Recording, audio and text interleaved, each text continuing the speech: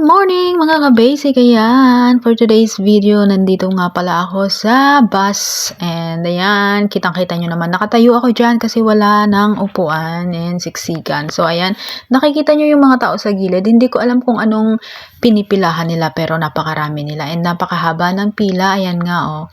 Sobrang haba ng pila. Sa labas yan ng ng Ministry of Justice dito sa Taiwan. And ayan, magkikita nga pala kami ng kaibigan ko ni Ate Luz kasi nga gagala kami sa Shifen. Ayan, itatry daw namin yung Sky Lantern at ayan na nga, nandito na ako sa main station.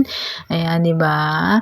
Nagala-gala muna ako dyan kasi naantay ko pa siya hanggang 9 a.m. kasi 9 a.m. ang labas niya sa kanilang bahay kasi 24 hours siyang magdi-day off at ayan na nga, diba?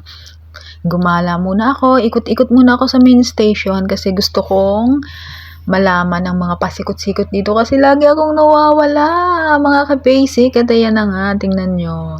O, diba? Kailangan nating i-memorize lahat ng mga daanan kasi alam nyo ba na napakalaki ng main station. Mas malaki pa yan sa barangay namin sa Bicol, sa Karamoan. At dahil sobrang aga pa, sarado pa ang mga ibang stall or mga store dito sa loob ng main station. Kasi nagbubukas talaga sila alas 10 or alas 11 ng umaga. Pero marami ng tao kasi nga yung mga nagbabiyahe at mga turista galing sa iba't ibang bansa. Ayan, di ba? Napakarami ng tao. Pero sarado pa yung ibang mga store. And ayan. Kaya pala naka-jacket kami dyan kasi sobrang lamig na. Mas malamig na dito sa Taiwan and umaabot na ng 8 degrees. So, ang ibang mountain dito ay mayroon ng snow, diba? Gusto kong ma-try ang snow dito sa Taiwan bago man lang ako umalis kasi this year, uwi na ako ng Pilipinas. Uwi na ako. Ayan. And wala na akong ginawa dyan, magpaikot-ikot dyan sa may malaking Christmas tree, diba?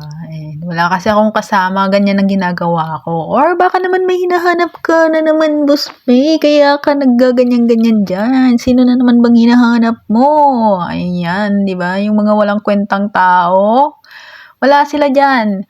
Kukulo lang naman dugo mo pag nakita mo sila, di ba? Kaya sana, huwag ka nang papansin dyan. Dapat nag-upo-upo ka na lang. Ayan, nakailang ikot ako, di ba?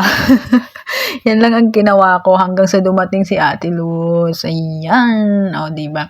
And maraming mga nakaupo sa gilid-gilid kasi yung iba dyan is dyan na natutulog. Dyan sila natutulog hanggang umaga. At ayan nang maghanap na ako ng station. I mean yung train station pupuntahan ko kasi sabi ni ate, doon na daw kami magkita sa may simbahan sa St. Christopher Church sa may Mingkwan Station.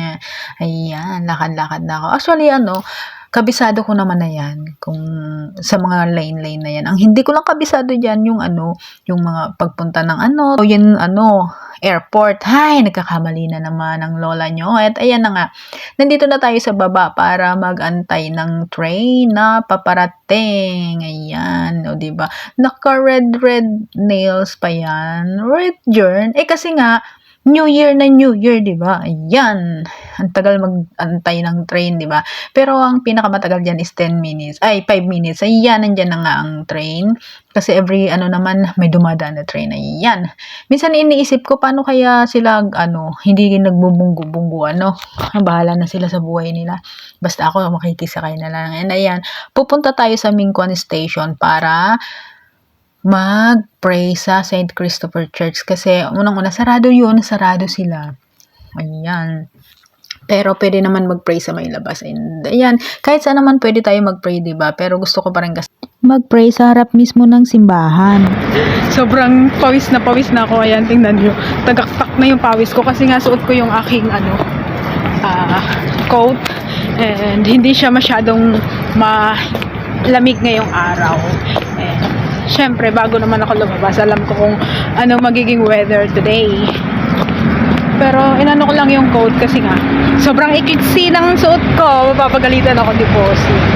Ayaw niya kasi na maiksi yung suot ko. Kapag lumalabas, nagagalit siya.